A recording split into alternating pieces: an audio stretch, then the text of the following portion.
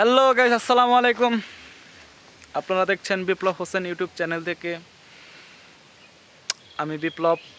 তো গাইস, আপনারা কেমন আছেন? আশা করি ভালো আছেন। আর আপনাদের দোয়ায় আমিও আল্লাহর রহমতে অনেক ভালো আছি। তো গাইস, আপনাদেরকে আজকে নিয়ে আসলাম ইউক্যালিপটাস বাগানে। এখানে আসলে নতুন গাছ গাড়া হয়েছে। ইয়ার আগে অনেক বড় বড় গাছ ছিল, সেগুলো কেটে ফেলা হয়েছে। তো গাইস, আসলে এই যে এরকম বড় বড় গাছ ছিল, এগুলো কেটে ফেলা হয়েছে গাইস। তো এটা মানে রাখা হয়েছে, এটা কিছুদিন পরে কাটা হবে। দেখছেন কত বিশাল গাছ গাইস, একদম সোজা গাছ। ইউক্যালিপটাস এত বড় বড় গাছই ছিল এখানে। তো গাইস, এটা আপনারা বলবেন এটা কয় টাকা হতে পারে। গাইস, অনেক বড় একটি গাছ। তো গাইস, এরকমই গাছ এখানে বোঝাই, দেখতেই তো পাচ্ছেন পুরাটাই অনেক বড়। তো গাইস, আসলে প্রাকৃতিক পরিবেশ খুবই সুন্দর। ওয়াও, জোস। তো গাইস, সকলেই বেশি বেশি লাইক, কমেন্ট, শেয়ার, সাবস্ক্রাইব। দেখতেই তো পাচ্ছেন, আমি মনে হয় ভালোভাবে দেখাইতে পারতেছি না, খুবই জোস পরিবেশ। তো গাইস, এই পাশে কিন্তু একটা তাল গাছ আছে, চলেন দেখাই তাল গাছটা। আসলে এখানে তাল ধরে কিনা আমি তাও জানি না, এটা আসলে নতুন বলতে এটা এর আগে আমার চোখে পড়ে নাই। না, চোখে পড়ছে, অনেক ছোট ছিল, অনেক বড় হয়ে গেছে গাইস। আসলেই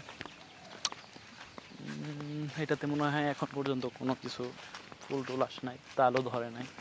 তো গাইস দেখেন, ওয়াও, খুবই জোস, অনেক বড় হয়েছে, সামনে তাল ধরবে। খুবই চমৎকার পরিবেশ গাইস। একটা জাম গাছ, এখানে জাম ধরে, এখন জামের সিজন না, জাম। ও, ঘুঘু পাখি, তারা ঝগড়া করতেছে, তাদের সংসারে মনে হয় আগুন ধরছে, তার জন্য ঝগড়া লাগাইছে গাইস।